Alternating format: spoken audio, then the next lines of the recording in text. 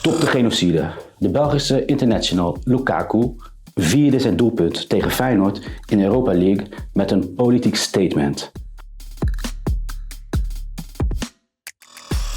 Zijn gebaar was een stil protest tegen een wereld die stil blijft terwijl een bevolking lijdt. Nee, dit gaat niet over Gaza of Oekraïne, twee conflicten die wel veel media-aandacht krijgen. Wat als ik jou zeg dat op dit moment de meest bloedige oorlog sinds de Tweede Wereldoorlog plaatsvindt, die al 6 miljoen doden heeft gekost en 7 miljoen mensen dakloos heeft gemaakt? Wat als ik jou zeg dat ook jij bijdraagt aan deze oorlog? Wat als ik jou zeg dat bijna nergens anders het verleden zo erg het heden en de toekomst bepaalt? Wat als we daarom nu de stilte verbreken en de geschiedenis laten spreken?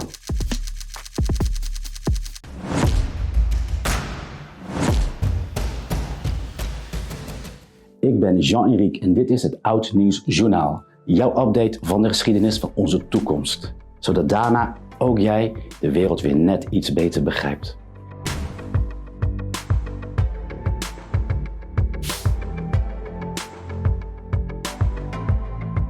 Met zijn 2 miljoen inwoners is Goma een van de grootste steden in Congo en een belangrijke handelsstad. De stad ligt in het oosten, aan de grens met Oeganda en Rwanda, ook wel het gebied van de grote meren genoemd. Vanwege het mooie landschap met vulkanen, meren en regenwouden, vol met verschillende planten en dieren, staat Oost-Congo bekend als een van de mooiste plekken op aarde. Af en toe ontploft er een vulkaan, maar dat is voor de inwoners hun minste zorg. Buiten de stad wonen vooral boeren die hun eigen voedsel verbouwen. Tenminste, als het veilig genoeg is. Een gevoel dat alleen de oudere mensen nog herinneren. Elke 20er uit Goma heeft in zijn leven niks anders gekend dan dood en verderf. Zo ook Amina. Als baby werd ze omgeven door massale vluchtelingenkampen in de nasleep van de genocide in Rwanda. Gedurende haar leven heeft ze 5 keer moeten vluchten. Nu ze bijna 30 is, zit ze weer in een smerig kamp. Haar tent, gemaakt van zeildoeken en stokken, is een van de ontelbaar vele tenten die gebouwd zijn op de vlakte van zwarte lavasteen van de actieve vulkaan de Nyiragongo. Dreigend als de uitbarsting van een nieuwe genocide. Cholera en hongersnood zijn al wel uitgebroken. Voedsel is schaars. Er is slechts genoeg noodhulp voor een derde van de mensen in Oost-Congo. Met andere woorden, zo'n 4 miljoen mensen gaan elke avond met honger naar bed. Het grootste aantal mensen ter wereld. Maar het is niet door honger die hen doet vluchten. Het is de angst om vermoord te worden door rebellen met machetes die hun stad willen innemen. Ze hebben Goma volledig omsingeld, dus noodhulp kan hen niet bereiken. Afgelopen weken vluchtten 130.000 mensen uit de stad naar de nu al overbevolkte kampen ten noorden van Goma. Want naast de 800.000 Oost-Congolezen die er al zaten, verblijven er een 500.000 vluchtelingen uit buurlanden. Maar ook daar is de dood dichtbij. Omdat er te weinig noodhulp is, moet Amina naar het woud om voedsel en brandhout te vinden. Anders sterft ze door honger of onderkoeling. Maar tijdens de reis naar het woud worden vrouwen als Amina heel vaak verkracht. Alleen als Amina zwanger is, dan kan ze wat hulp verwachten. Maar nog steeds sterven elk uur 4 vrouwen tijdens de bevalling. En kent Oost-Congo het hoogste kindersterftecijfer ter wereld. Het is niet gek dat 20ers als Amina niet weten wat leven is.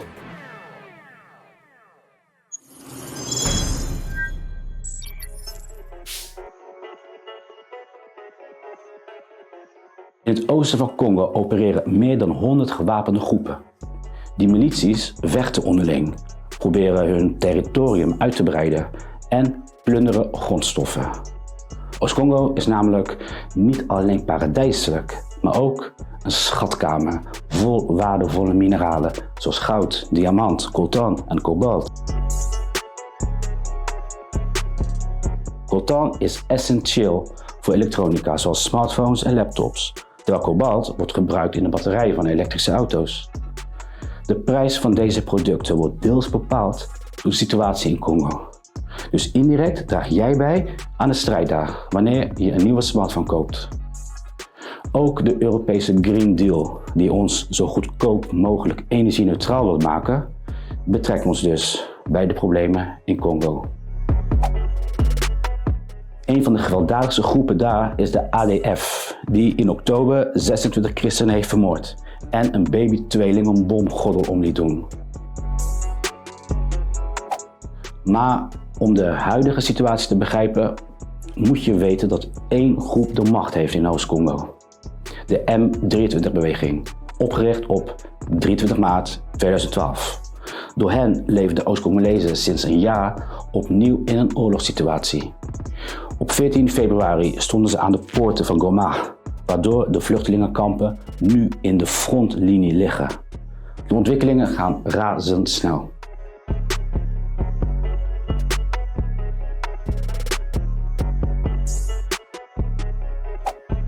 De M23 onderscheidt zich van andere rebellen omdat ze een professioneel leger zijn en gesteund worden door Rwanda, met hoofdstad Kigali slechts 90 kilometer verderop. De Rwandese steun verklaart de snelle opmars van de M23. In januari stonden Congo en Rwanda op het randje van oorlog nadat Rwanda raketten over de grens had afgevuurd. In 2009 bevestigde de VN dat het Rwandese leger inderdaad illegaal de grens oversteekt. Tegen het Congolese leger. Een leger dat bekend staat als slecht gedisciplineerd, met soldaten die vaak genoeg dronken op straat hangen. De strijd tussen Congo en Rwanda draait vooral om de toegang tot de schatkamer in de regio, de bloedmineralen. Maar de president van Rwanda geeft een andere verklaring voor de betrokkenheid van zijn land. Hun gedeelde bloedige geschiedenis. In amahanga menshi tuzi afata abagenosideri nka VIPs. Ujya mwumva ikintu bita VIP. Bafata nka VIPs. Abo bakoraho bararinzwe.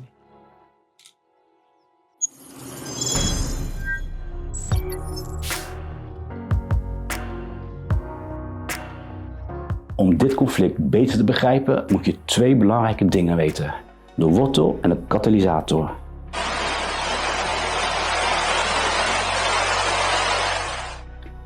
Het begon allemaal toen Congo nog Zaïre heette en in 1960 onafhankelijk werd van België. De ontdekking van goud en kobalt maakte van Congo een van de rijkste, maar tegelijkertijd ook meest uitgebuite landen ter wereld en maakte de bevolking tot een van de armste. Congo had zo welvarend kunnen zijn. De eerste president Lumumba had grootse plannen. Hij wilde de rijkdom eerlijk verdelen door gratis onderwijs en gezondheidszorg. Maar hij werd ernstig dwarsgezeten door de Belgen en Amerikanen. Ze steunden kolonel Mobutu bij een staatsgreep en Lumumba werd opgesloten, vermoord en zijn lichaam opgelost in zwavelzuur.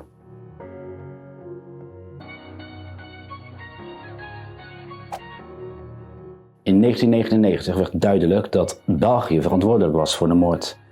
En in 2002 kwamen geheime documenten naar buiten waaruit bleek dat de CIA medeplichtig was.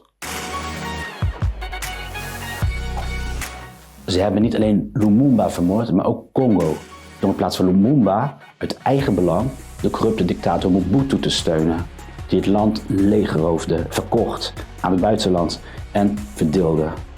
Of Congo ooit nog een stabiel land wordt? Dat is de vraag.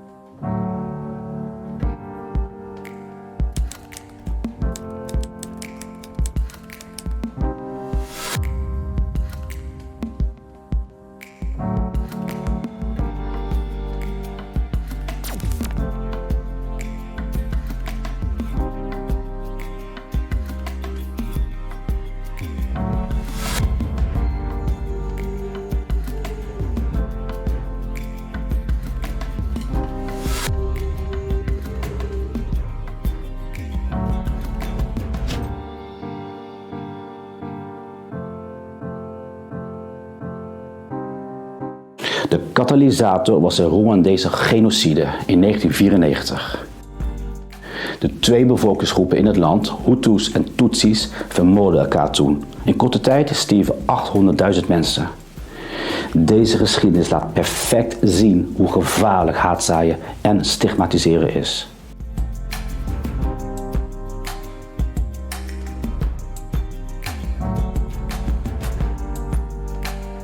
Uit angst voor de Tutsi-troepen vluchtten toen ruim 1 miljoen Hutus uit Rwanda naar Oost-Congo. En velen bleven daar om tegen Rwanda te vechten. Het zorgde voor spanningen met de Congolezen. Onder de gevluchte Hutus waren velen die verantwoordelijk waren voor de genocide op miljoenen Tutsis. In 1996 viel Rwanda Congo binnen en steunde een opstand die uiteindelijk leidde tot de val van de door de VS gesteunde dictator Mobutu. In 2009 werd er een vredesakkoord getekend.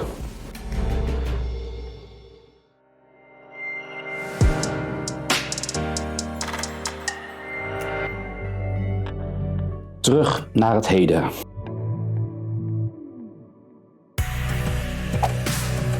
President Kagame van Rwanda, die trouwens een belangrijke figuur was in het Tutsi-leger tijdens de genocide, beweert dat zijn land de M23 steunt omdat Hutu-extremisten die meededen aan de genocide nu onderdeel zijn van het Congolese leger.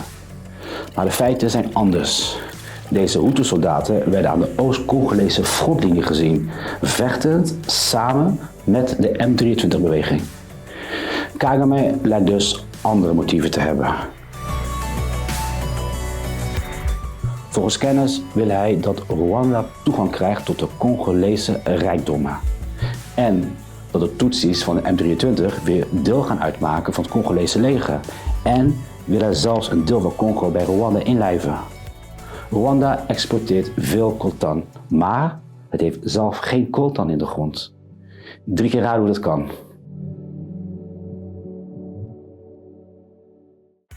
De oorlog is dus een handige dekmantel voor smokkel. Een groot deel van het goud dat Oeganda en Rwanda verhandelen, komt uit Congo.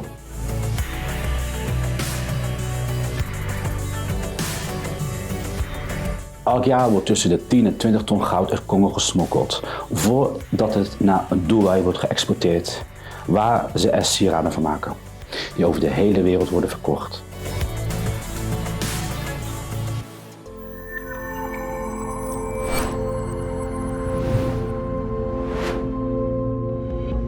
Dus, de M23-rebellen zijn voornamelijk Tutsis, dezelfde groep als de Rwandese president Kagame.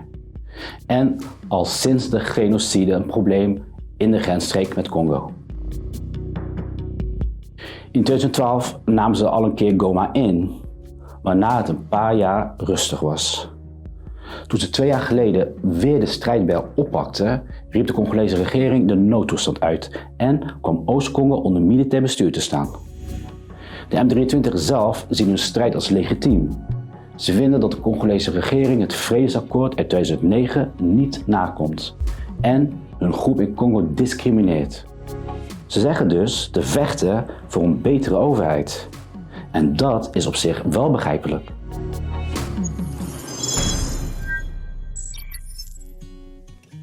De Congolese president Tshisekedi werd vorige maand uitgeroepen tot winnaar van de verkiezingen.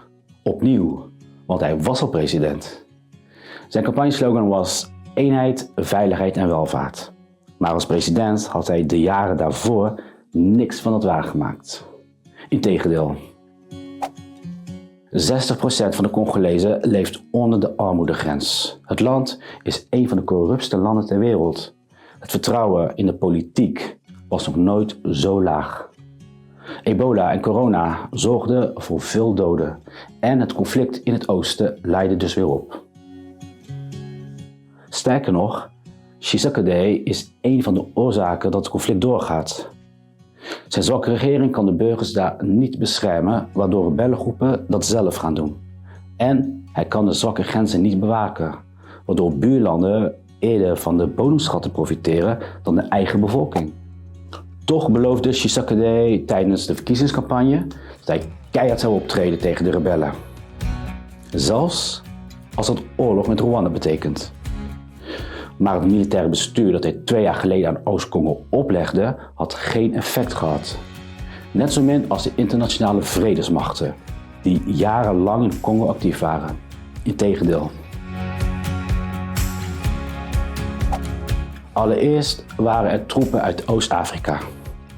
Zij moesten de afgelopen 2 jaar de M23-rebellen verdrijven. Maar in plaats daarvan hebben ze gebieden opgezet waar de M23 kon blijven en waar het Congolese leger niet mocht komen. De Congolese regering heeft hen inmiddels weggestuurd en vervangen door troepen uit Malawi en Zuid-Afrika. En dan heb je er nog een van de grootste VN-vredesmissies ter wereld, die al sinds 1999 in Congo actief is. Hun doel is het beschermen van de bevolking. Maar veel Congolezen vinden dat ze de situatie alleen maar erger maken door niet in te grijpen terwijl er gruweldaden plaatsvinden voor hun ogen. De Congolese regering heeft ook de VN-missie gevraagd te vertrekken, wat ze dit jaar zullen doen. Maar de VN blijft bezorgd over een escalatie naar een regionale oorlog, helemaal als er geen blauwhelmen meer aanwezig zijn.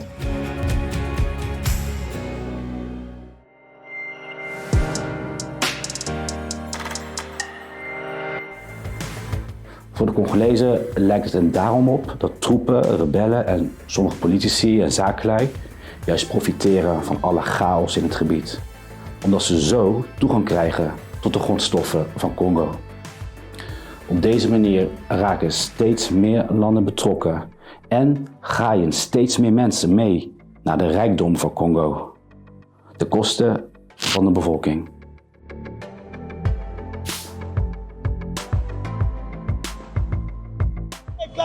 We are claiming our rights. France and the United States are fostering the war in the eastern DRC by supporting the rebellion. A country like Rwanda cannot fight against the Democratic Republic of the Congo. Vorige week waren er grote protesten in Congo. De Congolezen vroegen aandacht aan een volgens hen wegkijkende wereld. Nederland reageerde slechts met de oproep dat alle Nederlanders per direct het oosten van Congo moesten verlaten. Vooral de westerse landen zijn het mikpunt tijdens de protesten. De Congolezen zijn gefrustreerd omdat alle aandacht naar Gaza en Oekraïne gaat. Rusland ziet zijn kans en gooit nog wat olie op het vuur.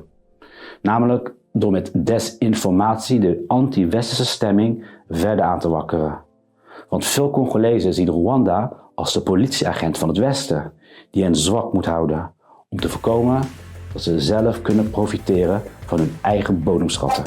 Maar vorig jaar was het Russische energiebedrijf Lukoil dat aankondigde de komende 2 jaar 3 miljoen olie en gas uit de Congolese grond te pompen. De Russische desinformatie maakt niet alleen de onrust groter, maar zet ook de bevolkingsgroepen nog meer tegen elkaar op. En dat is gevaarlijk, want in Oost-Congo bestond al een sterke wij tegen zij mentaliteit met veel discriminatie en haatzaaierij. En dit is precies de voedingsbodem voor een dreigende genocide. Iets wat Rwanda 30 jaar geleden al heeft aangetoond. Sommigen noemen de situatie in Oost-Congo de Afrikaanse Wereldoorlog. Anderen zien het als de meest genegeerde vluchtelingencrisis. En weer anderen zien het als een kans om heel snel rijk te worden. Maar voor de meeste mensen blijft dit conflict vergeten en onbelangrijk. Niet interessant genoeg om het nieuws te halen. Waarom? Omdat het conflict ingewikkeld is, te lang duurt. Of cynisch gezegd, de status quo is te gunstig voor onze eigen portemonnee. Is er een oplossing? Op korte termijn kan de situatie verbeteren als Rwanda simpelweg stopt met het steunen van de M23. En zo niet, als westerse landen strenge sancties opleggen aan Rwanda, in plaats van alleen maar te roepen dat Congo en Rwanda het zelf moeten oplossen. Maar de prikkel om Rwanda te veroordelen is juist minder geworden sinds Denemarken en Engeland dit land Rwanda als de oplossing zien voor het huisvesten van hun uitgeprocedeerde asielzoekers. En daarnaast zolang wij zo goedkoop mogelijk Congolese mineralen willen hebben, bijvoorbeeld voor de Green Deal, en het geweld dus ook voor de rebellen winstgevend blijft, zal er weinig internationale druk komen om een einde te maken aan een van de grootste schandalen in onze wereld. Het verzwegen, vergeten verdriet van Congo zal dan zeker doorgaan.